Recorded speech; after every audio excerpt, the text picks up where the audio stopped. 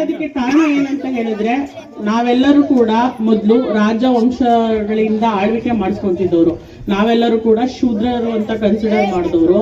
ನಮ್ಮನ್ನೆಲ್ಲ ಆ ಕಾಲದಲ್ಲಿ ಯಾವುದೇ ರೀತಿಯ ಎಜುಕೇಶನ್ ಮಾಡಬಾರ್ದು ಅಥವಾ ನಾವು ಯಾವುದೇ ರೀತಿಯ ಹುದ್ದೆಗಳನ್ನ ತಗೋಬಾರ್ದು, ಎಕ್ಸ್ಪೆಷಲಿ ಹೆಣ್ಣು ಮಕ್ಕಳುಗಳು 4 ಗೋಡೆಗಳ ಮಧ್ಯೆ ಅಷ್ಟೇ ಇರಬೇಕು ಅನ್ನೋ ಎಷ್ಟೊಂದು ಕಾನೂನುಗಳು ಪ್ರತಿಯೊಂದು ಪ್ರಾಚೀನ ಕಾಲದಿಂದಲೂ ಕೂಡ ಬಂದಿದೆ, ಹೌದಲ್ವಾ? ಸೊ ಈಗ ನಾನೊಬ್ಳು ಸಬ್ ಇನ್ಸ್ಪೆಕ್ಟರ್ ಆಗಿ ನಿಮ್ಮ ದಿಬ್ಬೂರಳ್ಳಿಗೆ ಬಂದಿದ್ದೀನಿ ಅಂತ ಹೇಳಿ, ಒಬ್ಬ ಮಹಿಳಾ ಸಬ್ ಇನ್ಸ್ಪೆಕ್ಟರ್ ಆಗಿ. ಯಾರು ಕಾರಣ? ಯಾರು? ಜೋರಾಗಿ ಯಾರು? ಹೌದಲ್ವಾ? ಅವರು ಬರೆದಿರೋ ಸಂವಿಧಾನದಿಂದ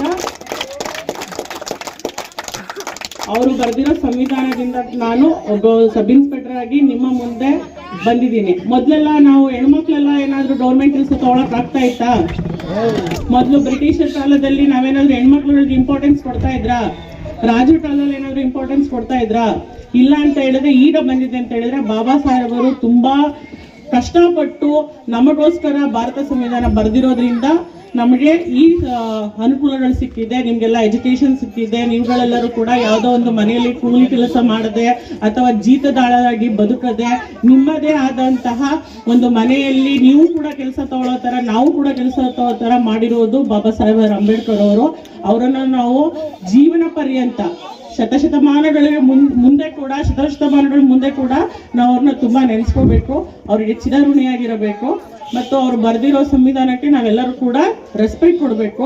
ಅದರಿಂದ ಎಲ್ಲರೂ ತುಂಬಾ ಚೆನ್ನಾಗಿ ಓದಿ ಮತ್ತು ನೀವು ಕೂಡ ಪ್ರತಿಯೊಂದು ಊರಲ್ಲೂ ಕೂಡ ಒಬ್ಬ ಅಂಬೇಡ್ಕರ್ ಹುಡ್ಕೋಬೇಕು. ಅರ್ಥ ಆಯ್ತಾ? Thank you. ಬೈಪನಹಳ್ಳಿ ಗ್ರಾಮದ ಎಲ್ಲ ಭೀಮ ಬಂಧುಗಳಿಗೆ ನಾನು ಭೀಮ ವಂದನೆಗಳನ್ನ ಸಲ್ಲಿಸ್ತಾ ಇದ್ದೇನೆ. ಯಾಕಂತಂದ್ರೆ ಡಾಕ್ಟರ್ ಬಾಬಾ ಸಾಹೇಬ್ ಅಂಬೇಡ್ಕರ್ ಅವರ ಹೆಸರು ಹೇಳೋದಕ್ಕೆ ಅಥವಾ ಅವ್ರ ಫೋಟೋ ಇಟ್ಕೊಳ್ಳೋದಕ್ಕೆ ಭಯ ಪಡ್ತಾ ಇರ್ತಕ್ಕಂಥ ಒಂದು ಕಾಲ ಇತ್ತು. ಆದ್ರೆ ಇವತ್ತು ಎಲ್ಲ ಯುವಕರು ಎದೆ ಮೇಲೆ ತಮ್ಮ ಟಿ ಶರ್ಟ್ಗಳ ಮೇಲೆ ಅಂಬೇಡ್ಕರ್ ಫೋಟೋಗಳನ್ನ ಹಾಕೊಂಡು ತಮ್ಮ ಹೆಸರುಗಳ ಪಕ್ಕದಲ್ಲಿ ಅಂಬೇಡ್ಕರ್ ಅವರ ಪದನಾಮಗಳನ್ನು ಸೇರಿಸಿಕೊಂಡು ಅಂಬೇಡ್ಕರ್ ಅವರ ಹೆಸರನ್ನು ಧೈರ್ಯವಾಗಿ ಬೀದಿಯಲ್ಲಿ ನಿಂತು ನಾವು ಅಂಬೇಡ್ಕರ್ ಅನುಯಾಯಿಗಳು, ಅಂಬೇಡ್ಕರ್ ಅವರ ಬಂಧುಗಳು ನಾವು ಅಂತ ಹೇಳ್ತಕ್ಕಂಥ ಒಂದು ಧೈರ್ಯ ಇವತ್ತು ಬಂದಿದೆ. ಆ ಧೈರ್ಯದಲ್ಲಿ ಬೈಪನಹಳ್ಳಿ ಗ್ರಾಮದ ಎಲ್ಲ ಯುವಕರು, ತಾಯಂದಿರು, ಅಣ್ಣಂದಿರು ಎಲ್ಲರೂ ಕೂಡ ಬಹಳ ಧೈರ್ಯವಾಗಿ ಇವತ್ತು ಅಂಬೇಡ್ಕರ್ ಅವರ ಒಂದು ಜಯಂತಿಯ ಕಾರ್ಯಕ್ರಮವನ್ನ ತಮ್ಮ ಗ್ರಾಮದಲ್ಲಿ ಹಮ್ಮಿಕೊಂಡಿದ್ದೀರಿ. ಅದಕ್ಕಾಗಿ ನಾನು ಮೊದಲನೇದಾಗಿ ತಮಗೆ ದಲಿತ ಸಂಘರ್ಷ ಸಮಿತಿ ವತಿಯಿಂದ ಈಗ ತಾಲೂಕು ಮಟ್ಟದ ಕಾರ್ಯಕ್ರಮಕ್ಕೆ ತಾವೆಲ್ಲ ಎಷ್ಟು ಜನ ಬಂದಿದ್ರು ಗೊತ್ತಿಲ್ಲ. ಬಹಳ ಅರ್ಥಪೂರ್ಣವಾಗಿ ಒಂದು ಕಾರ್ಯಕ್ರಮ ಆಯ್ತು.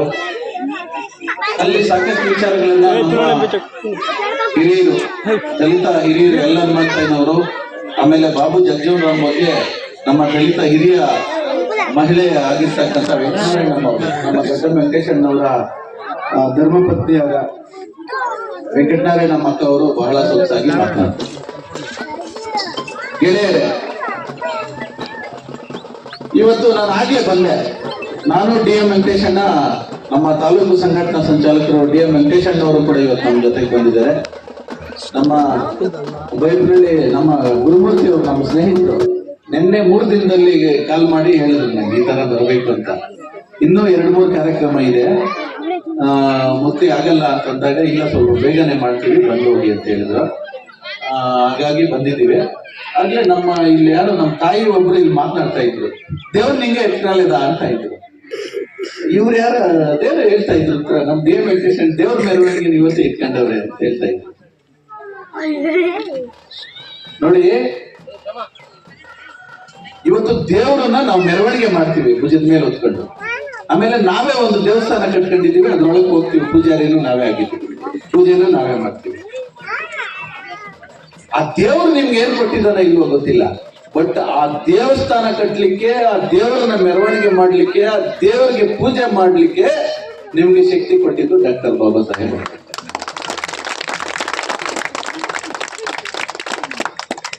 ಆಮೇಲೆ ಇವತ್ತು ನಮ್ಮ ಮಕ್ಕಳೆಲ್ಲ ಪ್ರೈವೇಟ್ ಸ್ಕೂಲ್, ಕಾನ್ವೆಂಟ್ಗಳಿಗೆ ಕಳಿಸ್ತಾ ಇದ್ದೀವಿ. ಗೌರ್ಮೆಂಟ್ ಸ್ಕೂಲ್ಗೂ ಕಳಿಸ್ತಾ ಇದ್ದೀವಿ. ಬೇರೆ ಸಮುದಾಯದ ಮಕ್ಕಳಿಗೆ ಸರಿಸಾಮನಾಗಿ ನಮ್ಮ ಮಕ್ಕಳಿಗೆ ಒಳ್ಳೆ ಬಟ್ಟೆ ಹಾಕಿ, ಒಳ್ಳೆ ಬ್ಯಾಗ್ ಕೊಡಿಸಿ, ಒಳ್ಳೆ ಶೂ ಹಾಕಿ, ಒಳ್ಳೆ ಪೆನ್ನು ಬುಕ್ ಎಲ್ಲ ಕೊಡಿಸಿ ಇವತ್ತು ಸ್ಕೂಲಿಗೆ ಕಳಿಸ್ತಾ ಇದ್ದೀವಿ. ಕೂಲಿ ಆದ್ರೂ ಮಾಡಿ ನಮ್ಮ ಮಗುನ, ನಮ್ಮ ಪಕ್ಕದ ಮನೆ ಮಗುನ ಹೆಂಗ್ ಕಳಿಸ್ತಾರೋ ಅದಕ್ಕಿಂತ ಒಂದು ಮೆಟ್ಲು ಜಾಸ್ತಿನೇ ಕಳಿಸ್ಬೇಕು ಅಂತ ಹೇಳಿ ನಾವು ಪ್ರಯತ್ನ ಮಾಡಿ ಕೂಲಿ ನಾಲಿ ಮಾಡಿ ಆದ್ರೂ ಇವತ್ತು ಕಳಿಸ್ತಾ ಇದ್ದೀವಿ. ಅಂಬೇಡ್ಕರ್ ಅವರ ಆಶೆ ಏನಪ್ಪಾ ಅಂದ್ರೆ ಈ ದೇಶದ ಪ್ರತಿಯೊಬ್ಬ ಪ್ರಜೆನೂ ಶಿಕ್ಷಣ ಪಡಿಬೇಕು. ಈ ದೇಶದ ಪ್ರತಿಯೊಬ್ಬ ಪ್ರಜೆನೂ ಶಿಕ್ಷಣ ಪಡೆದಾಗ ಸಮ ಸಮಾಜ ನಿರ್ಮಾಣ ಆಗುತ್ತೆ, ಎಲ್ಲರೂ ಸಮಾನತೆ ಅಂತಕ್ಕಂಥದ್ದು ಬರ್ತದೆ. ಅವಿದ್ಯಾವಂತರಾಗಿದ್ದಾಗ ಏನಾಗ್ತದೆ, ಮೂಢನಂಬಿಕೆಗಳು ಬರ್ತದೆ. ನಾನೇ ಮೇಲ್ಜಾತಿ, ಇವನು ಕೀಳ್ಜಾತಿ, ನಾನು ಶ್ರೀಮಂತ, ಇವನು ಬಡವ, ನನ್ನ ಅಂತಸ್ತು ಬೇರೆ, ಇವನ ಅಂತಸ್ತು ಬೇರೆ ಅಂತಕ್ಕಂಥ ಅಸಮಾನತೆ ಈ ದೇಶದಲ್ಲಿ ಇರ್ತದೆ. ಅದು ತೊಲಗಬೇಕಂತಂದ್ರೆ ಪ್ರತಿಯೊಬ್ಬ ಪ್ರಜೆನೂ ಶಿಕ್ಷಣ ಪಡಿಬೇಕು. ಇವತ್ತು ಆ ಶಿಕ್ಷಣದ ಹಕ್ಕನ್ನ ಕೊಟ್ಟಿದ್ದು ನಮಗೆ ಬಾಬಾ ಸಾಹೇಬ್ ಅಂಬೇಡ್ಕರ್ ಅನ್ನೋದನ್ನ ಮರಿಬಾರ್ದು ನಾವು. ಇವತ್ತು ನಾವೆಲ್ಲರೂ ಕೂಡ ಒಳ್ಳೆ ಮನೆ ಕಟ್ಕೊಂಡಿದ್ದೀವಿ, ಒಳ್ಳೆ ಬಟ್ಟೆ ಹಾಕ್ತಾ ಇದ್ದೀವಿ, ಒಳ್ಳೆ ಗಾಡಿ ತಗೊಂಡಿದ್ದೀವಿ, ಒಳ್ಳೆ ಕಾರ್ ತಗೊಂಡಿದ್ದೀವಿ, ನಮ್ಗೆ ಎಲ್ಲಿಗೆ ಬೇಕೋ ಅಲ್ಲಿಗೆ ಜುಮ್ ಅಂತ ಟೂರ್ ಹೋಗ್ತಾ ಇದ್ದೀವಿ, ಯಾವ ದೇವಸ್ಥಾನಕ್ಕೆ ಬೇಕೋ ಹೋಗಿ ಸುತ್ತಾಡ್ಕೊಂಡು ಬರ್ತಾ ಇದ್ದೀವಿ, ತೀರ್ಥಕ್ಷೇತ್ರಗಳಿಗೆ ಹೋಗ್ತಾ ಇದ್ದೀವಿ, ಎಲ್ಲಾ ಕಡೆನೂ ಹೋಗ್ತಾ ಇದ್ದೀವಿ. ಆದ್ರೆ ನಮ್ಮ ಪೂರ್ವಿಕರ ಕಾಲದಲ್ಲಿ ಇದೆಲ್ಲ ಇತ್ತ? ನಮ್ಗೆ ನಮ್ಮ ತಂದೆ ತಾತಂದ್ರ ಕಾಲದಲ್ಲಿ ಇದೆಲ್ಲ ಇತ್ತ? ಇರ್ಲಿಲ್ಲ. ನಾವು ಎಲ್ಲೋ ದೇವಸ್ಥಾನಕ್ಕೆ ಹೋದ್ರೆ, ಎಲ್ಲೋ ಸ್ಕೂಲ್ ಹತ್ರ ಹೋದ್ರೆ, ಇನ್ನೆಲ್ಲೋ ಹೋದ್ರೆ ನಮ್ಮನ್ನ ಸ್ವಲ್ಪ ದೂರದಲ್ಲಿ ಅಂತರ ಕಾತ್ಕೊಳ್ತಕ್ಕಂಥ ದಿನಗಳನ್ನ ನಾವು ನೋಡಿದ್ದೀವಿ. ಈ ಎಲ್ಲವನ್ನ ತೊಲಗಿಸ್ಬೇಕು ಈ ದೇಶದಲ್ಲಿ ಅಂತ ಹೇಳ್ಬಿಟ್ಟು ಏನ್ ಯುದ್ಧ ನಡೀಲಿಲ್ಲ, ಈ ದೇಶದಲ್ಲಿ ಏನ್ ಯುದ್ಧ ನಡೀಲಿಲ್ಲ, ಅಥವಾ ಏನು ದೊಡ್ಡದಾಗಿ ಒಂದು ಸಂಘರ್ಷ ನಡೀಲಿಲ್ಲ. ಎಲ್ಲ ಸಾಧ್ಯವಾಗಿದ್ದು ಒಂದೇ ಒಂದು ಪೆನ್ನಿನಿಂದ. ಅಂಬೇಡ್ಕರ್ ಅವರು ಪಡ್ಕೊಂಡಿದ್ದ ಎಜುಕೇಶನ್, ಆ ಲೇಖನಿ ಏನಿತ್ತು ಅದರ ಮುಖಾಂತರ, ಬರೆಯೋದ್ರ ಮುಖಾಂತರ, ಓದೋದ್ರ ಮುಖಾಂತರ ಅದೆಲ್ಲವನ್ನ ತೊಲಗಿಸಿ ನಮ್ಮನ್ನ ಒಂದು ಎಲ್ಲರಿಗೆ ಸರಿಸಮನಾಗಿ ನಿಲ್ಲಲಿಕ್ಕೆ ಅವಕಾಶ ಕಲ್ಪಿಸ್ಕೊಟ್ಟಿದ್ದು ನಮ್ಮ ಬಾಬಾ ಸಾಹೇಬ್ ಅಂಬೇಡ್ಕರ್ ಅವರು. ಅಂತ ಬಾಬಾ ಸಾಹೇಬ್ ಅಂಬೇಡ್ಕರ್ ಅವರನ್ನ ನಾವು ಇವತ್ತು ನಮ್ಮ ಮನಗಳಲ್ಲಿ ಎಷ್ಟು ಮಾತ್ರ ಇಟ್ಕೊಂಡಿದ್ದೀವಿ ಅಂತಕ್ಕಂಥದ್ದು ನಮ್ಮ ಮುಂದೆ ಇರ್ತಕ್ಕಂಥ ಪ್ರಶ್ನೆ. ಇವತ್ತು ಶಕ್ತಿ ಯೋಜನೆ ಕೊಟ್ಟಿದ್ದಾರೆ, ಗೃಹಲಕ್ಷ್ಮಿ ಯೋಜನೆ ಕೊಟ್ಟಿದ್ದಾರೆ, ನಿಮ್ಗೆ ತಿಂಗಳಿಗೆ 2,000 ಬರ್ತಾ ಇದೆ, ಬಸ್ಸಲ್ಲಿ ಫ್ರೀ. ಆಮೇಲೆ ಇನ್ನೂ ಅನೇಕ ಸವಲತ್ತುಗಳಿದೆ ಹೆಂಗಸರಿಗೆ, ಮಹಿಳೆಯರಿಗೆ ಅನೇಕ ಸವಲತ್ತುಗಳು ಕೊಟ್ಟಿದ್ದಾರೆ. ಯಾರು ಕೊಟ್ಟಿದ್ದಾವೆಲ್ಲ? ಯಾರು ಯಾವ ದೇವ್ರು ಕೊಟ್ರು? ಇಲ್ಲ, ಯಾರು ಕೊಟ್ರು ಅಂತ ಒಂದು ಹೆಸರು ಹೇಳಿ ನೋಡೋಣ. ಮಾರಮ್ಮ ಕೊಟ್ರ, ಗಂಗಮ್ಮ ಕೊಟ್ರ, ಆಂಜನೇಯ ಸ್ವಾಮಿ ಕೊಟ್ನ, ಮಂಜುನಾಥ ಸ್ವಾಮಿ ಕೊಟ್ನ, ತಿರುಪತಿ ವೆಂಕಟರಮಣ ಸ್ವಾಮಿ ಕೊಟ್ನ? ದಿನಾ ಪೂಜೆ ಮಾಡ್ತಾ ಇದ್ದೀರಿ ಬೆಳಿಗ್ಗೆ ಎದ್ದು. ಯಾರು ಕೊಟ್ರು? ಯಾವ ದೇವರು ಕೊಡ್ಲಿಲ್ಲ. ಕೊಟ್ಟಿದ್ದು ಅಂಬೇಡ್ಕರ್ ಮಾತ್ರ. ಅಂಬೇಡ್ಕರೇ ದೇವರಾಗ್ಬೇಕು. ಹಾಗಾಗಿ ಆಯ್ತು, ಏನೋ ಸಂಪ್ರದಾಯ ಭಯ ಅಂತಕ್ಕಂಥದ್ದು ನಮ್ಮ ಮನಸ್ಸಲ್ಲಿ ತುಂಬ್ಕೊಂಡ್ಬಿಟ್ಟಿದೆ. ನಾವು ಎಲ್ಲವನ್ನು ಸಡನ್ ಆಗಿ ಬಿಡ್ಲಿಕ್ಕೆ ಆಗಲ್ಲ. ಅಂಬೇಡ್ಕರ್ಗೆ ಫಸ್ಟ್ ಪೂಜೆ ಇರ್ಲಿ ನಿಮ್ಮ ಮನೆಯಲ್ಲಿ. ಮೊದಲ ಪೂಜೆ ಅಂಬೇಡ್ಕರ್ಗೆ ಇರ್ಲಿ, ಆ ನಂತರ ನಿಮ್ಗೆ ಇಷ್ಟ ಬಂದಂಗೆ ಪೂಜೆ ಮಾಡ್ಕೊಂಡು ಹೋಗಿ. ಯಾಕೆ ಈ ಮಾತು ಹೇಳ್ತಾ ಇದ್ದೀನಿ ಅಂತಂದ್ರೆ,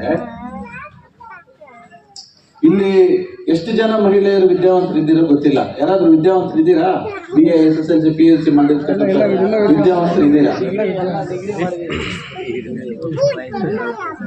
ನೋಡಿ ಸಹೋದರಿಯರೇ, ನೀವು ಅಂಬೇಡ್ಕರ್ನ ಓದ್ಬೇಕಾಗ್ತದೆ.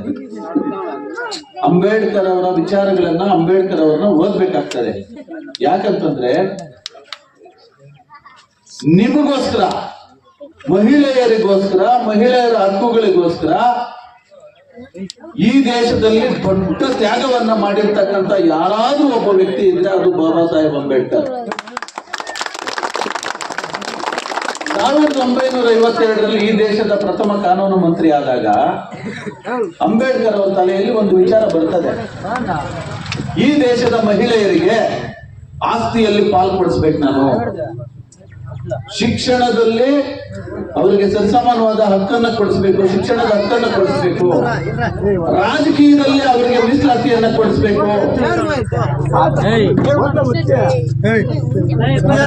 ರಾಜಕೀಯದಲ್ಲೂ ಕೂಡ ಅವರಿಗೆ ಮೀಸಲಾತಿಯನ್ನ ಕೊಡಿಸ್ಬೇಕು.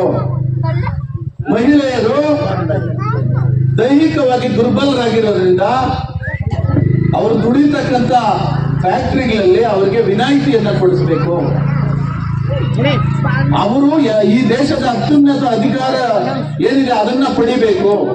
ಈ ದೇಶದ ರಾಷ್ಟ್ರಪತಿ ಆಗ್ಬೇಕು, ಪ್ರಧಾನಮಂತ್ರಿ ಆಗ್ಬೇಕು, AC ಆಗ್ಬೇಕು, DC ಆಗ್ಬೇಕು, SP ಆಗ್ಬೇಕು ಈ ದೇಶದ ಮಹಿಳೆಯರು ಅಂತ ಹೇಳ್ಬಿಟ್ಟು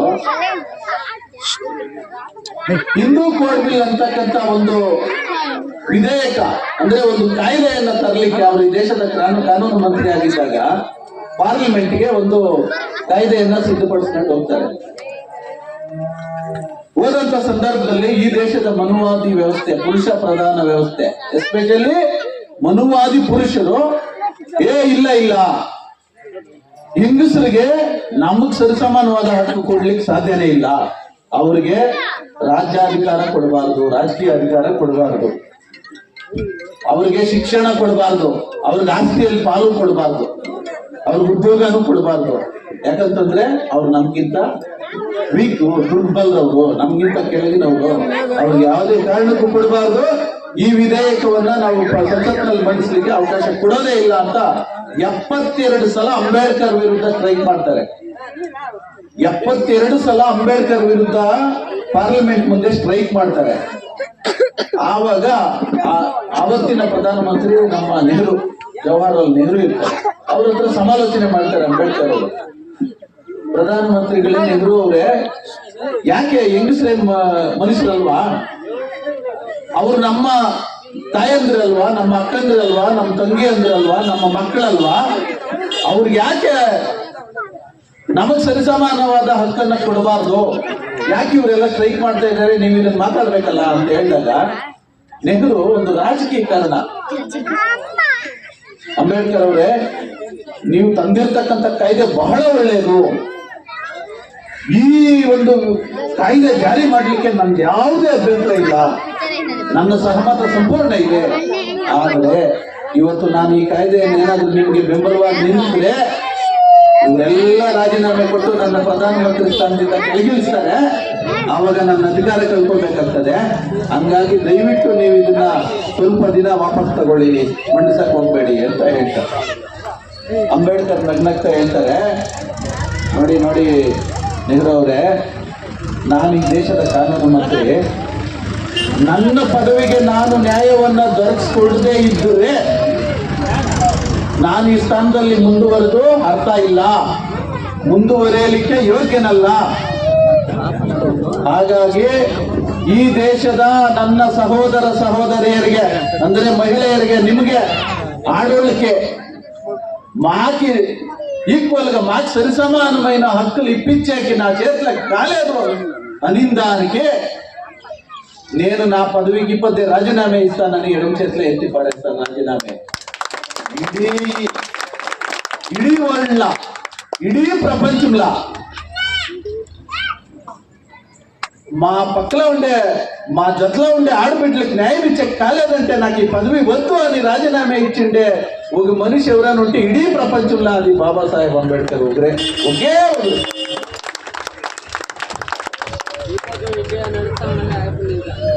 ಕರೆಕ್ಟ್ ಕನ್ಸ್ಕೊಂಡಾರೆ. ಇವತ್ತು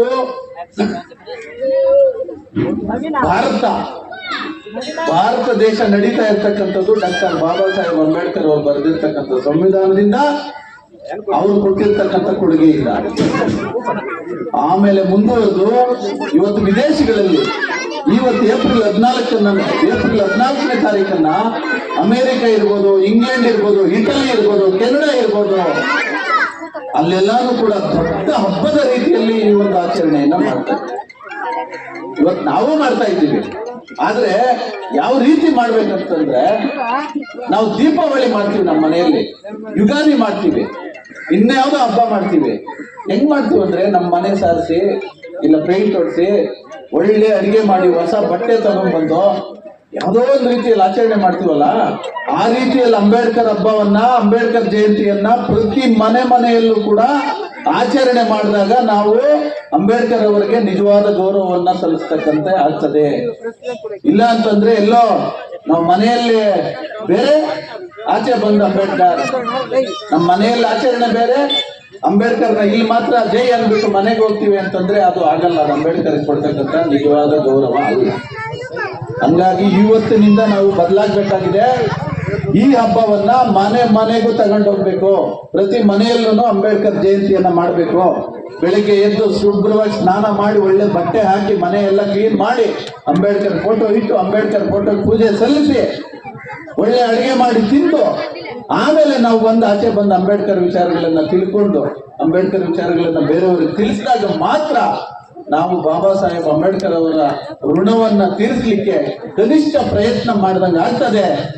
ಆ ನಿಟ್ಟಿನಲ್ಲಿ ತಾವೆಲ್ಲರೂ ಮುಂದಿನ ದಿನಗಳಲ್ಲಿ ಸಜ್ಜಾಗಬೇಕು ಅಂತ ಈ ಮೂಲಕ ಕರೆ ನೀಡ್ತಾ, ಈ ದೇಶದ ಪ್ರತಿಯೊಬ್ಬ ಪ್ರಜೆ, ಯಾವುದೇ ಜಾತಿ ಇರ್ಬೋದು, ಯಾವುದೇ ಧರ್ಮ ಇರ್ಬೋದು, ಅವರೆಲ್ಲರೂ ಕೂಡ ಇವತ್ತು ನೆಮ್ಮದಿಯ ಜೀವನ ಸಾಗಿಸಲಿಕ್ಕೆ ಡಾಕ್ಟರ್ ಬಾಬಾ ಸಾಹೇಬ್ ಅಂಬೇಡ್ಕರ್ ಅವರು ಮಾತ್ರ ಕಾರಣ. ಈ ದೇಶದಲ್ಲಿ ಮನುಷ್ಯರನ್ನಾಗಿ ಎಲ್ಲ ಸಮಾನರು, ನಾವೆಲ್ಲರೂ ಈ ದೇಶದ ಸಂಪತ್ತನ್ನ, ಅಧಿಕಾರವನ್ನ, ಎಲ್ಲವನ್ನು ಕೂಡ ನಮಗೆ ಸಮಾನವಾದ ಹಕ್ಕಿದೆ ಅಂತ ನಮ್ಗೆಲ್ರಿಗೂ ತಿಳಿಸ್ಕೊಟ್ಟಿದ್ದು ಡಾಕ್ಟರ್ ಬಾಬಾ ಸಾಹೇಬ್ ಅಂಬೇಡ್ಕರ್ ಅವರು, ಅವರ ಸಂವಿಧಾನ. ಹಾಗಾಗಿ ಇನ್ನೂ ಸಾಕಷ್ಟು ವಿಚಾರಗಳನ್ನ ಮಾತನಾಡಬಹುದು. ತಾವ್ಯಾರಾದ್ರೂ ಮಾತಾಡೋರಿದ್ರೆ ಮಾತನಾಡಿ. ನಮ್ಗೆ ಬೇರೆ ಕಾರ್ಯಕ್ರಮ ಇರೋದ್ರಿಂದ ಬೇರೆ ದಿನಗಳು ಇಲ್ಲ, ಬೇರೆ ಕಾರ್ಯಕ್ರಮ ಇದೆ, ದಯವಿಟ್ಟು ಕ್ಷಮಿಸಿ. ಇನ್ನೂ ಸಾಕಷ್ಟು ವಿಚಾರ ಇದೆ. ಇವತ್ತು ನಾವು ನೀರು ಮುಟ್ಟುವಂಗಿರ್ಲಿಲ್ಲ, ಸಾರ್ವಜನಿಕ ನೀರು ಮುಟ್ಟುವಂಗಿರ್ಲಿಲ್ಲ, ಇರ್ಲಿಲ್ಲ. ಈ ಹಕ್ಕು ಕೊಡಿಸಿದ ಅಂಬೇಡ್ಕರ್ ಗೊತ್ತಿದೆ ಎಲ್ರಿಗೂ. 1927ರಲ್ಲಿ ಚೌದಾರ್ ಕೆರೆ ನೀರನ್ನ ಮುಟ್ಟತಕ್ಕಂಥ ಚಳವಳಿಯನ್ನ ಹಮ್ಮಿಕೊಳ್ತಾರೆ ಅಂಬೇಡ್ಕರ್ ಅವರು. 10,000ಕ್ಕಿಂತ ಜಾಸ್ತಿ ಜನರನ್ನ ಕರೆದುಕೊಂಡೋಗಿ ಅಂಬೇಡ್ಕರ್ ಆ ಕೆರೆ ನೀರನ್ನು ಮುಟ್ಲಿಕ್ಕೆ, ಆ ಕೆರೆ ನೀರೇನು ಕುಡಿಯೋಕೆ ಯೋಗ್ಯವಾಗಿರ್ಲಿಲ್ಲ, ಆ ನೀರು ಮುಟ್ಟಕ್ಕೆ ನಮ್ಗೆ ಅಧಿಕಾರ ಇರಲಿಲ್ಲ. 10,000 ಜನಕ್ಕಿಂತ ಜಾಸ್ತಿ ಜನರನ್ನು ಕರ್ಕೊಂಡೋಗಿ ಆ ನೀರನ್ನ ಮುಟ್ಟತಕ್ಕಂಥ ಚಳವಳಿಯನ್ನು ನಂಬ್ಕೊಳ್ತಾರೆ, ಮುಟ್ತಾರೆ. ಮುಟ್ಟಿದ ತಕ್ಷಣ ಅಲ್ಲಿ ದೊಡ್ಡ ಗಲಾಟೆ ಆಗುತ್ತೆ. 10,000 ಜನ ವರ್ಸಸ್ 100 ಜನ. 10,000 ಜನಕ್ಕೆ ವಿರುದ್ಧವಾಗಿ ಕೇವಲ 100 ಜನ ಅಂಬೇಡ್ಕರ್ ಅವ್ರ ಮೇಲೆ ದಾಳಿ ಮಾಡ್ತಾರೆ, ಕಲ್ಲಲ್ಲಾಕ್ತಾರೆ, ಗಲಾಟೆ ಮಾಡಕ್ ನುಗ್ತಾರೆ, ಏನೇನೋ ಮಾಡ್ತಾರೆ. ಆವಾಗ ಆ ಸ್ಪಾಟ್ ಅಲ್ಲಿ SP ಇರ್ತಾರೆ, ಪೊಲೀಸ್ ಅಧಿಕಾರಿಗಳಿರ್ತಾರೆ, ದಂಡಾಧಿಕಾರಿಗಳು ಎಲ್ಲರೂ ಇರ್ತಾರೆ. ಅವರೆಲ್ಲರೂ ಕೂಡ ಅಂಬೇಡ್ಕರ್ ಅವ್ರ ಮೇಲೆ ನಡೀತಕ್ಕಂಥ ದಾಳಿಯನ್ನ ತಡೀಲಿಕ್ಕಾಗಲ್ಲ. ಆವಾಗ ಅಂಬೇಡ್ಕರ್ ಜೊತೆ 10,000 ಜನ ಇರ್ತಾರಲ್ಲ, ಎಲ್ಲರೂ ರೆಡಿ ಆಗ್ತಾರೆ, ರೋಮಾಂಚನಗೊಳ್ತದೆ ಅವ್ರ ಮೈಯೇ. ಇಲ್ಲ ನುಗ್ಬೇಕು ನಾವು ಗಲಾಟೆಗೆ ಅಂತ ಹೋದಾಗ ಅಂಬೇಡ್ಕರ್ ನಗ್ನಗ್ತಾ ಇರ್ತಾರೆ. ಇಲ್ಲ ನೀವೆಲ್ಲ ಸ್ವಲ್ಪ ಶಾಂತವಾಗಿರಿ, ನಮ್ಮ ಗುರಿ ಏನಿತ್ತು ಸಾರ್ವಜನಿಕವಾದ ನೀರನ್ನ ಮುಟ್ಲಿಕ್ಕೆ ನಮಗೂ ಹಕ್ಕಿದೆ ಅಂತ ತೋರಿಸ್ತಕ್ಕಂಥದ್ದು ನಮ್ಮ ಗುರಿ ಆಗಿತ್ತು. ಮುಟ್ಟಿದ್ದೀವಿ, ತೋರಿಸಿದ್ದೀವಿ, ಅದು ಗುರಿ ಮುಟ್ಟಿಬಿಟ್ಟಿದ್ದೀವಿ. ಇನ್ನು ಮನುವಾದಿಗಳು, ನಮ್ಮ ವಿರೋಧಿಗಳು ಎಷ್ಟು ಎಗರಾಡ್ಕೊಂಡ್ರು ಈ ಒಂದು ಇತಿಹಾಸವನ್ನ ಅಳಿಸ್ಲಿಕ್ಕೆ ಸಾಧ್ಯನೇ ಇಲ್ಲ.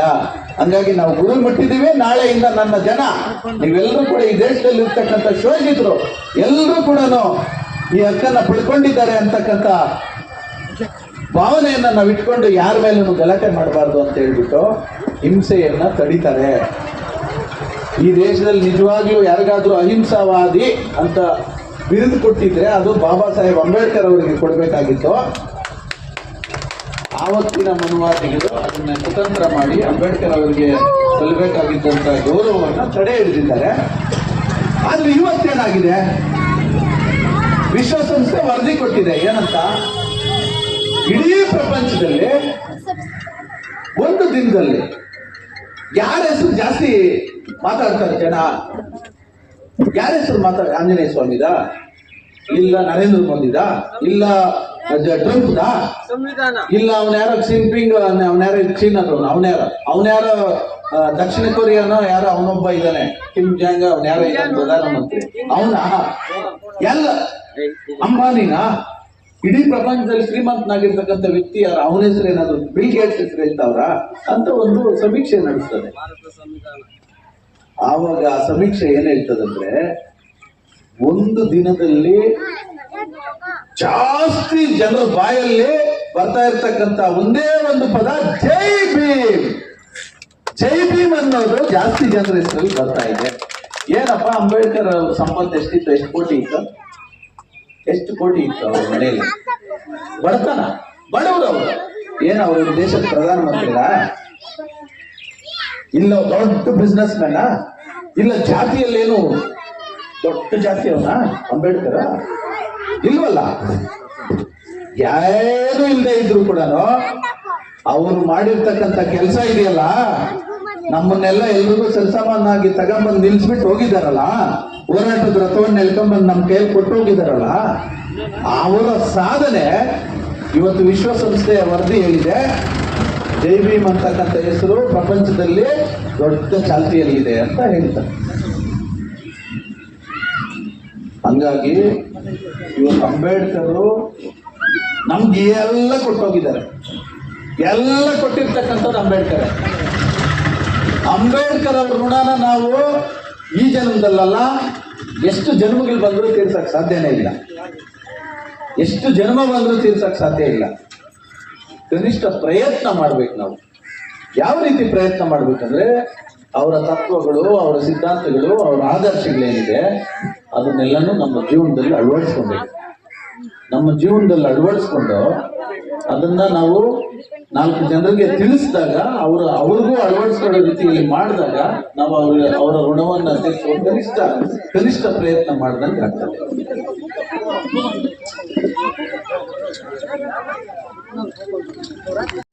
ದಯವಿಟ್ಟು ತಾವೆಲ್ಲರೂ ಕೂಡ ಈ ನಿಟ್ಟಿನಲ್ಲಿ ಕಾರ್ಯಪ್ರವೃತ್ತರಾಗಬೇಕು. ನಾವೆಲ್ಲರೂ ಕೂಡ ಇನ್ನೂ ಹೆಚ್ಚಾಗಿ ಪ್ರಜ್ಞಾವಂತರಾಗಬೇಕು.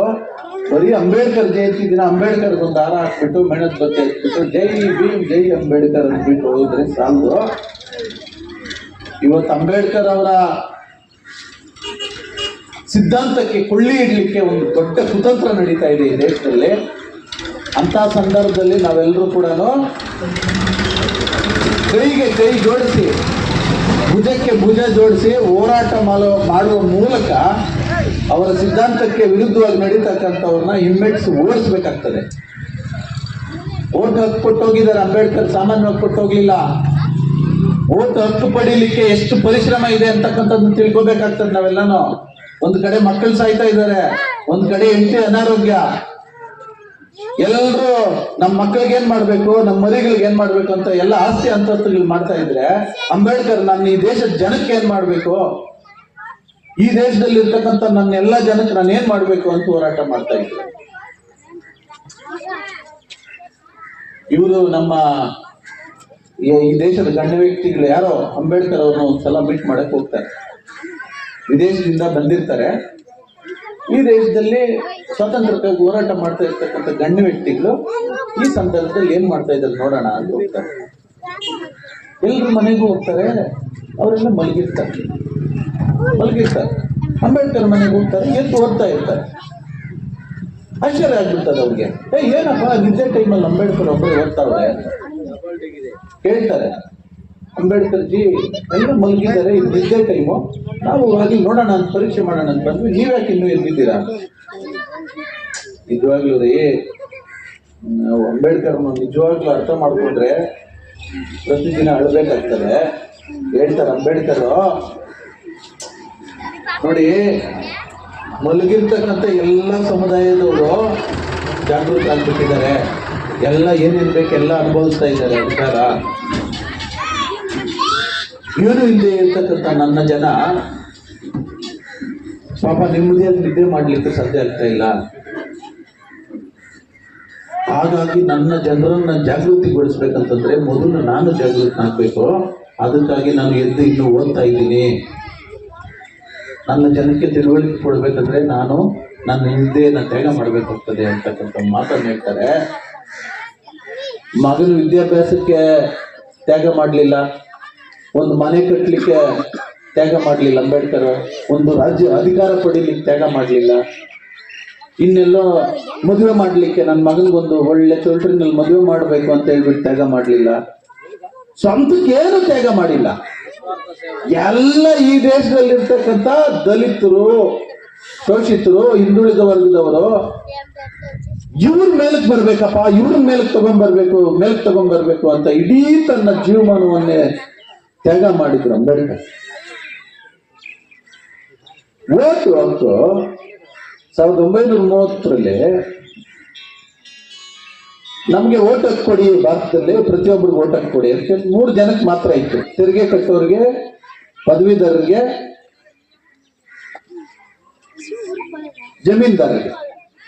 ಜಮೀನ್ದಾರರು, ತೆರಿಗೆ ಕಟ್ಟೋರು, ಪದವೀಧರರು, ಇವ್ರಿಗೆ ಮಾತ್ರ 3 ಜನಕ್ಕೆ ಮಾತ್ರ ಓಟ್ ಹಾಕ್ತಕ್ಕಂಥ ಹಕ್ಕಿತ್ತು.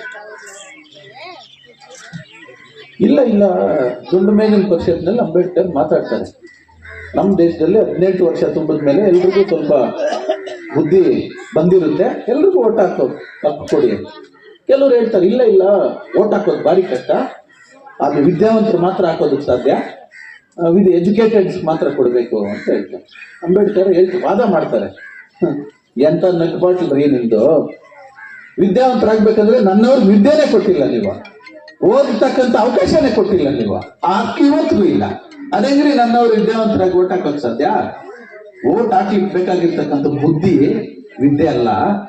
ನೀವು ಫಸ್ಟ್ 18 ವರ್ಷ ತುಂಬಿದವ್ರಿಗೆ ಓಟ್ ಹಾಕಕ್ಕೆ ಕೊಡಿ. ಜೊತೆಗೆ ನನ್ನ ಜನ ಇವತ್ತು ಬಹಳ ಶೋಷಣೆಗೆ ಒಳಗಾಗಿರ್ತಕ್ಕಂಥ ಜನ, ನನ್ನ ಜನರ ಅಭಿವೃದ್ಧಿ ಆಗ್ಬೇಕಾದ್ರೆ ನನ್ನ ಸಮುದಾಯದ ಒಬ್ಬ ವ್ಯಕ್ತಿ ಅಧಿಕಾರ ನೀಡಬೇಕು. ಆ ಅಧಿಕಾರ ನೀಡಿರ್ತಕ್ಕಂಥ ವ್ಯಕ್ತಿ ನಮ್ಮ ಸಮುದಾಯದ ಜನರಿಗಾಗಿನೇ ಕೆಲಸ ಮಾಡಬೇಕು, ಆ ಕಾಲೋನಿಗಳ ಅಭಿವೃದ್ಧಿಗೆ ಕೆಲಸ ಮಾಡಬೇಕು. ಹಂಗಾಗಿ 2 ಓಟ್ ಕೊಡಿ ದಲಿತರಿಗೆ ಅಂತ ಕೇಳ್ತಾರೆ. ಬ್ರಿಟಿಷ್ ಅವರು ಎಲ್ಲ ಯೋಚನೆ ಮಾಡಿ ಕೊಟ್ಬಿಡ್ತಾರೆ. ಆಯ್ತು ತಗೊಂಡೋಗಪ್ಪ, ಅಂಬೇಡ್ಕರ್ ಹೇಳ್ತಾ ಇರೋದ್ರಲ್ಲಿ ನ್ಯಾಯ ಇದೆ, ಸೋಷಿಯಲ್ ಜಸ್ಟಿಸ್ ಇದೆ, ತಗೊಂಡೋಗಿ. ಭಾರತಕ್ಕೆ ತಗೊಂಡ್ಬಂದಾಗ ಮಹಾತ್ಮ ಗಾಂಧೀಜಿಯವರು ಗುಜರಾತ್ ನೆರವಾಡ ಜೈಲಿನಲ್ಲಿ ಬ್ರಿಟಿಷರ ವಿರುದ್ಧ ಸ್ವಾತಂತ್ರ್ಯ ಹೋರಾಟದಲ್ಲಿ ಜೈಲಿಗೆ ಹೋಗಿರ್ತಾರೆ. ಈ ವಿಷಯ ಅವ್ರಿಗೆ ಗೊತ್ತಾಗುತ್ತೆ. ಅಲ್ಲೇ 21 ದಿನ ಉಪವಾಸ ಸತ್ಯಾಗ್ರಹ ಕೂತ್ಕೊತಾರೆ. ಇಲ್ಲ ಆಯ್ತು ಕೊಡುವಂಗಿದ್ರೆ 1 ಓಟ್ ಕೊಡಿ, 2 ಓಟ್ ಮಾತ್ರ ಯಾವುದೇ ಕಾರಣಕ್ಕೂ ಕೊಡಬಾರ್ದು, ಹಂಗೆ ಕೊಡೋ ಹೆಂಗಿದ್ರೆ ನಾನು ಉಪವಾಸ ಇದ್ದು ಬೇಕಾದ್ರೆ ಸತ್ತೋಗ್ತೀನಿ, ಕೊಡ್ಲೇಬಾರ್ದು ಅಂತ ಸತ್ಯಾಗ್ರಹ ಕೂತ್ಕೊಂಡಿರ್ತಾರೆ. ಅಂಬೇಡ್ಕರ್ ಮನೆಗೆ ಇಡೀ ದಂಡ ಬರ್ತಾರೆ, ದೊಡ್ಡ ಶ್ರೀಮಂತರು, ರಾಜಕಾರಣಿಗಳು ಎಲ್ಲರೂ ಬಂದು, ಇಲ್ಲ ನೀವು ಇದು ವಾಪಸ್ ತಗೊಳ್ಳಿ, ಗಾಂಧೀಜಿ ಸತ್ತೋಗ್ಬಿಡ್ತಾರೆ, ಹಂಗೆ ಹಿಂಗೆ ಎಲ್ಲ ಹೇಳ್ತಾರೆ.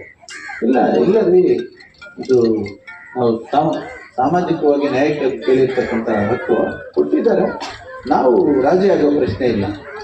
ಆಮೇಲೆ ಒಬ್ಬ ಪುಣ್ಯಾತ್ಮ ಬಂದು ಕಿಡಿಗೇಡಿ ಅವನ, ಇವತ್ತು ಅವನ್ನ ದೊಡ್ಡ ಮೆರವಣಿಗೆ ಮಾಡ್ತಾ ಇದ್ದಾರೆ. ಇರಲಿ, ಅದನ್ನೆಲ್ಲ ನಾವು ಮುಂದಿನ ದಿನಗಳಲ್ಲಿ ಬಂದು ಹೊಡಿಸ್ಬೇಕಾಗ್ತದೆ, ಮಾಡೋಣ. ಅವನು ಬಂದು ಏನು ಹೇಳ್ತಾನೆ ಅಂಬೇಡ್ಕರ್ಗೆ,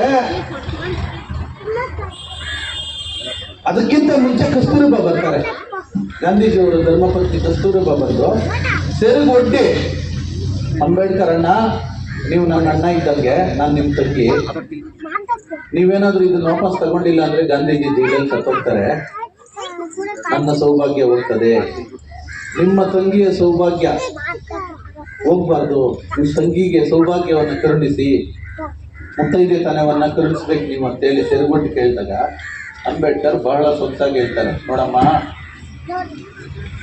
ನೀನ್ ಎಲ್ಲ ಇರ್ತಕ್ಕಂಥ ಸಹೋದರಿ, ನೀನು ನನಗೆ ಈ ದೇಶದಲ್ಲಿ ಇರ್ತಕ್ಕಂಥ ಎಲ್ಲರೂ ನನ್ನ ಸಹೋದರಿಯರೇ, ನೀನು ಎಲ್ಲ ಇರ್ತಕ್ಕಂಥ ಸಹೋದರಿ, ಅದು ಏನು ಇಲ್ಲದೆ ಇರ್ತಕ್ಕಂಥ ನನ್ನ ಸಹೋದರಿಯರ ಮುತ್ತೈದೆಯನ್ನು ಯಾರು ಕಾಪಾಡೋದು?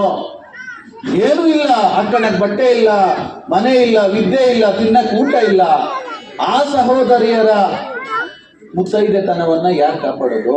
ಹಂಗಾಗಿ ನೀನು ಯೋಚನೆ ಮಾಡಮ್ಮ ವಿದ್ಯಾವಂತೆ ಅಂತ ಹೇಳಿದಾಗ ಅವ್ರ ಕಣ್ಣೀರು ಹಾಕೊಂಡು ವಾಪಸ್ ಹೋಗ್ಬಿಡ್ತಾರೆ. ಸರಿ, ನೀವು ಕೇಳ್ತಾ ಇರ್ತಕ್ಕಂಥ ನ್ಯಾಯ ಇದೆ, ಆಯ್ತು ಅಂತ ವಾಪಸ್ ಹೋಗ್ಬಿಡ್ತಾರೆ. ಅಂತಿಮವಾಗಿ ಅವನ ಯಾರೋ ಒಬ್ಬ ಕಿಡಿಗೇಡಿ ಬಂದು ಅಂಬೇಡ್ಕರ್ಗೆ ರೌಡಿಸಂ ಮಾಡ್ತಾನೆ.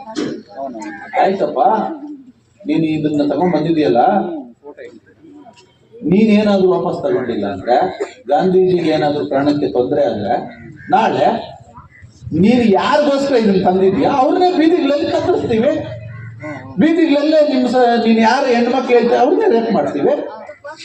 ಹೆಂಗ್ ಬದುಕ್ತೀರಿ ನೀವು? ಹೆಂಗೆ ನೀವು ನೆಮ್ಮದಿಯಾಗಿ ಬದುಕ್ತೀರಿ?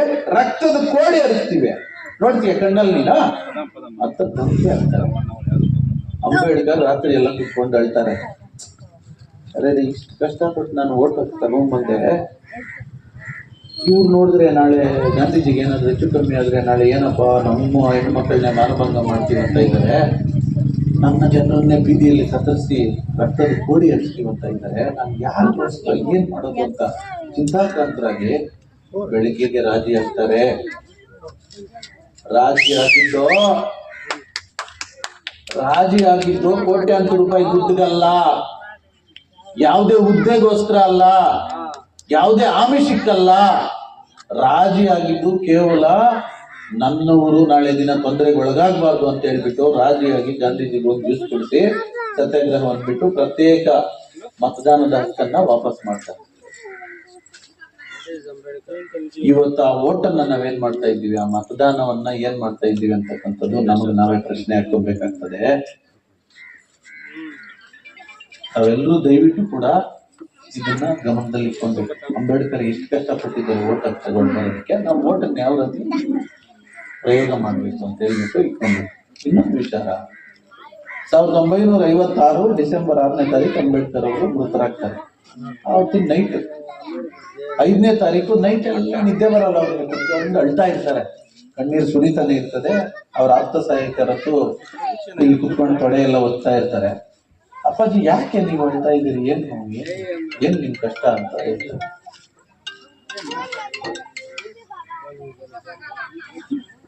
ಅಂಬೇಡ್ಕರ್ ಹೇಳ್ತಾರೆ, ಏನ್ ಹೇಳ್ಬೇಕಾಗಿತ್ತು, ಒಬ್ಬ ವ್ಯಕ್ತಿ ಸಾಯೋ ಅಂತ ಸ್ಥಿತಿಯಲ್ಲಿ ಏನ್ ಯೋಚನೆ ಮಾಡ್ತಾನೆ ಹೇಳಿ. 4-5 ಜನ ಬಿಟ್ಲು ಒಗ್ರಿಕೆ ಹೋಗಿ ಎಕರೆ ಜಮೀನ್ ಚೈಲಿ ಅಂತಂದ್ರ ಹೋಗಿ ಇಲ್ಲಿ ಕಟ್ಲೇದೋ ಲಾಸ್ಟ್ ಕೊಡಿ ಪಿಂಡ್ಲೆ ಚೈಲೇದೋ ಅಟ್ಲೆ ಕಟ್ಲಿ ಮುಸ್ಕೊಂಡ್ರ ನಾನು ಅಂತ ಯೋಚನೆ ಮಾಡ್ತಾರೆ. ಇನ್ನೊಬ್ನೇನು ಈ ಊರ್ ಚೇರ್ಮನ್ ಕಾವಲನ್ಗೆ ಅಧಿಕಾಲೇದೋ ಏನೋ ಇಂಟ್ಲೆ ಸಚ್ಬೋದ ಅವನು ಅಂತ ಯೋಚನೆ ಮಾಡ್ತಾರೆ. ಎಲ್ಲ ತಮ್ಮ ಸ್ವಾರ್ಥಕ್ಕಾಗಿ ಯೋಚನೆ ಮಾಡಿ ಅಡ್ತಾರೆ, ಹೌದಾ ಇಲ್ವಾ? ಅಂಬೇಡ್ಕರ್ ಹೇಳ್ತಾರೆ, ಹೊರತು ಇಷ್ಟೆಲ್ಲ ಹೋರಾಟ ಮಾಡಿ ನಮ್ಮವ್ರು ಡೆವಲಪ್ ಆಗ್ಬೇಕು, ನಮ್ಮವ್ರಿಗೆಲ್ಲ ಹಕ್ಕಿಗೆ ಸಿಗ್ಬೇಕು, ನಮ್ಮವ್ರು ಎಲ್ರಿಗೂ ಸಮಾನವಾಗಿ ಬಂದು ನಿಂತ್ಕೊಬೇಕು ಅಂತ ಹೇಳ್ಬಿಟ್ಟು ನಾನು ಎಲ್ಲಾ ಹಕ್ಕುಗಳನ್ನ ಸಂವಿಧಾನದ ಮುಖಾಂತರ ಕೊಟ್ಟೆ. ಯಾರು SC STಗಳು OBCಗಳಲ್ಲಿ ಒಳ್ಳೆ ವಿದ್ಯೆಯನ್ನು ಪಡೆದು class 1 officers, IAS IPS KS KPS, ಒಬ್ಬ MLA MP ಮಿನಿಸ್ಟ್ರು ಆಗಿ ನಮ್ಮವರು ನಾನು ಕೊಟ್ಟಿರೋ ಹಕ್ಕು ರಿಸರ್ವೇಶನ್ ಕೊಟ್ಟಿದ್ದೀನಿ, ಅದ್ರ ಮೂಲಕ ಒಂದು ಪದವಿಯನ್ನು ಪಡೆದು ಒಂದು ಕಾಲೋನಿಯಲ್ಲಿ ಮನೆ ಕಟ್ಟಿದ್ರೆ DC-ನೋ AC-ನೋ SP-ನೋ ತಹಶೀಲ್ದಾರೋ MP-ನೋ MLA-ನೋ ಮಿನಿಸ್ಟ್ರು ಆದ್ರೆ ಅವ್ರನ್ನ ನೋಡಕ್ಕೆ ಬೇರೆ ಬೇರೆ ಗಣ್ಯ ವ್ಯಕ್ತಿಗಳೆಲ್ಲ ಬರ್ತಾರೆ ಅವ್ರ ಮನೆಗೆ. ಬಂದಂತ ಸಂದರ್ಭದಲ್ಲಿ ಅಲ್ಲಿ ಒಂದು ರೋಡ್ ಡೆವಲಪ್ ಆಗ್ತದೆ. ಆ ರೋಡ್ ಡೆವಲಪ್ ಆಗೋದ್ರ ಜೊತೆಗೆ ಇವ್ರ ಮನೆ ಪಕ್ಕದಲ್ಲಿ ಇರ್ತಕ್ಕಂಥ ಗುಡಿಸಲುಗಳೆಲ್ಲ ಒಳ್ಳೆ ಬಿಲ್ಡಿಂಗ್ಸ್ ಆಗ್ತವೆ. ಆಮೇಲೆ ಅಲ್ಲಿ ಇರ್ತಕ್ಕಂಥ ಎಲ್ಲರೂ ವಿದ್ಯಾವಂತರಾಗ್ತಾರೆ, ಒಳ್ಳೆ ಸ್ಕೂಲ್ ಬರ್ತದೆ, ಎಲ್ಲರೂ ವಿದ್ಯಾವಂತರಾಗ್ತಾರೆ, ಎಲ್ಲರೂ ಕೂಡ ಎಲ್ಲರೂ ಸರಿಸಾಮಾನ್ಯವಾಗಿ ಬದುಕು ನಡೆಸಲಿಕ್ಕೆ ಸಾಧ್ಯವಾಗ್ತದೆ ಅಂತ ಹೇಳ್ಬಿಟ್ಟು ಎಲ್ಲಾ ಹಕ್ಕುಗಳನ್ನ ಕೊಟ್ಟೆ. ಇವತ್ತು ನಮ್ಮ ಜನಾಂಗದಲ್ಲಿ IAS IPS KS KPS MLA MP-ಗಳು ಮಿನಿಸ್ಟರ್ಗಳಾಗಿರ್ತಕ್ಕಂಥ ಜನ ಏನ್ ಮಾಡ್ತಾ ಇದ್ದಾರೆ ಅಂದ್ರೆ, MLA ಆಗೋದೇ ತಡ ಕಾಲೋನಿಯಲ್ಲಿ ಖಾಲಿ ಮಾಡ್ಕೊಂಡು ಹೋಗಿ ಡಾಲರ್ಸ್ ಕಾಲೋನಿಯಲ್ಲಿ ಮನೆ ಕಟ್ಕೊಂತಾವ್ರೆ. ಹೆಂಗೆ ನಮ್ ಕಾಲೋನಿ ಡೆವಲಪ್ ಆಗಕ್ ಸಾಧ್ಯ? ಇವರೆಲ್ಲಾ ಸೇರ್ಕೊಂಡು ನನ್ನವ್ರನ್ನ ಉಳಿದವ್ರನ್ನ ಮೇಲೆ ಕೆತ್ಕೊಂತಾರೆ, ಅವ್ರು ಸರಿಸಮಾನವಾಗಿ ಅಂತ ನಾನ್ ಭಾವಿಸಿದ್ರೆ ಇವತ್ತೆಲ್ಲ ವಿರುದ್ಧವಾಗಿ ನಡೀತಾ ಇದೆ. ನಾನು ಯಾವ ಕಾರಣಕ್ಕಾಗಿ ಈ ಎಲ್ಲಾ ಹಕ್ಕುಗಳನ್ನ ಕೊಡಿಸಿದ್ದು, ನನ್ನ ಶ್ರಮ ಸಾರ್ಥಕತೆಯನ್ನು ಪಡ್ಕೊಂಡಿಲ್ವಲ್ಲ, ನಾನು ಇಷ್ಟೆಲ್ಲ ಸಾಧನೆ ಮಾಡಿದ್ದು ಗುರಿ ಮುಟ್ಟಕ್ಕೆ ಆಗ್ತಾ ಇಲ್ವಲ್ಲ ಅಂತೇಳಿ ನಾನು ದುಃಖ ತಡಿಯಕ್ ಆಗ್ತಾ ಇಲ್ಲ, ಅದಕ್ಕಾಗಿ ಹೇಳ್ತಾ ಇದ್ದೀನಿ ಅಂತ ಹೇಳ್ತಾರೆ. ಯಾರಿಗೋಸ್ಕರ? ಯಾರು? ನಮಗೋಸ್ಕರ. ಯಾರಿದ್ದಾರೆ ಈ ಪ್ರಪಂಚದಲ್ಲಿ? ಯಾರಿದ್ದಾರೆ? ಯಾರಾದ್ರೂ ಒಬ್ಬರ ಹೆಸರು ಹೇಳಿ ನೋಡೋಣ. ಸಮಾಜಕ್ಕೋಸ್ಕರ, ಇಡೀ ಶೋಷಿತ ಸಮುದಾಯಕ್ಕೋಸ್ಕರ ತನ್ನ ಇಡೀ ಜೀವಮಾನವನ್ನೇ, ಇಡೀ ಕುಟುಂಬವನ್ನೇ ತ್ಯಾಗ ಮಾಡಿರ್ತಕ್ಕಂಥ ವ್ಯಕ್ತಿ ಡಾಕ್ಟರ್ ಬಾಬಾ ಸಾಹೇಬ್ ಅಂಬೇಡ್ಕರ್ ಬಿಟ್ರೆ ಬೇರೆ ಯಾರು ಇಲ್ಲ ಅಂತ ಘಂಟಾಘೋಷವಾಗಿ ಹೇಳ್ಬೋದು. ಹಂಗಾಗಿ ನಾವು ಅವರ ಕಷ್ಟವನ್ನ, ಅವ್ರು ಅದನ್ನೇ ಹೇಳಿದ್ದು, ಹೋರಾಟದ ರಥವನ್ನು ಹೇಳ್ಕೊಂಡ್ಬಂದು ನಿಮ್ ಕೈಯಲ್ಲಿ ಕೊಟ್ಟಿದ್ದೀನಿ, ನಿಮಗ್ ಶಕ್ತಿ ಇದ್ರೆ ನೀವು ಮುಂದೆ ತಗೊಂಡೋಗಿ ಅಂತಂದ್ರೆ ಸಮಾಜದಲ್ಲಿ ಶೋಷಿತರ ಪರವಾಗಿ ಏನಾದ್ರೂ ಹೋರಾಟ ಮಾಡಿ, ಸಾಧನೆ ಮಾಡಿ, ಅವ್ರಿಗೆ ಏನಾದ್ರೂ ಕೊಡಿಸ್ಲಿಕ್ಕೆ, ಹಕ್ಕುಗಳಿಗೆ ಕೊಡಿಸ್ಲಿಕ್ಕೆ ಹೋರಾಟ ಮುಂದಕ್ಕೆ ತಗೊಂಡೋಗಿ. ನಿಮ್ ಕೈಯಲ್ಲಿ ಆಗ್ಲಿಲ್ವಾ ಅಲ್ಲೇ ಬಿಡಿ, ಯಾರೋ ಒಬ್ರು ಬರ್ತಾರೆ, ಯಾರೋ ಒಬ್ರು ಉಟ್ಕೊಂತಾರೆ, ತಗೊಂಡೋಗ್ತಾರೆ. ಆದ್ರೆ ಹಿಂದಕ್ಕೆ ಮಾತ್ರ ಎಳಿಬೇಡಿ, ಕಾಲು ಎಳಿಬೇಡಿ ಅಂತ ಹೇಳ್ತಾರೆ. ಇವತ್ತು ಏನ್ ನಡೀತಾ ಇದೆ ದೇಶದಲ್ಲಿ? ಈ ಕಾಲು ಎಳಿತಾ ಇದ್ದಾರೆ. ಎಲ್ಲೋಗಿದ್ದಾರೆ ನಮ್ಮ MLA MP ಗಳು, ನಮ್ಮ ಮಿನಿಸ್ಟ್ರಿಗೆ ಎಲ್ಲೋಗಿದ್ದಾರೆ, ನಮ್ಮ ತಹಸೀಲ್ದಾರ್, ಕ್ಲಾಸ್ 1 ಆಫೀಸರ್ಸ್ ಎಲ್ಲೆಲ್ಲಿದ್ದಾರೆ ನಮ್ಮವರು? ಕಾಲು ಎಳಿತಾ ಇದ್ದಾರೆ, ರಥವನ್ನು ಹಿಂದಕ್ಕೆ ಎಳಿತಾ ಇದ್ದಾರೆ. ಹಂಗಾಗಿ ನಾವೆಲ್ಲರೂ ಕೂಡ ಜಾಗೃತರಾಗಬೇಕಾಗಿದೆ. ಆ ನಿಟ್ಟಿನಲ್ಲಿ ಎಲ್ಲರೂ ಕೂಡ ಬೈಪ್ನಹಳ್ಳಿ ಗ್ರಾಮದ ಎಲ್ಲಾ ಬಂಧುಗಳು ನಾವು ನಮ್ಮ ಜೀವನದಲ್ಲಿ ಅಂಬೇಡ್ಕರ್ ಅವರನ್ನು ಅಳವಡಿಸ್ಕೊಬೇಕು. ನಮ್ಮ ಮನೆ ಮತ್ತು ಮನೆಗಳಲ್ಲಿ ಅಂಬೇಡ್ಕರ್ ಅವರನ್ನೇ ತುಂಬ್ಕೊಬೇಕು. ಆವಾಗ ಮಾತ್ರ ಅವರ ಋಣವನ್ನ ತೀರಿಸಲಿಕ್ಕೆ ನಾವು ಪ್ರಯತ್ನ ಮಾಡೋದಾಗ್ತದೆ ಅಂತ ಹೇಳ್ತಾ ಮಾತನಾಡ್ಲಿಕ್ಕೆ ಅವಕಾಶಕ್ಕಾಗಿ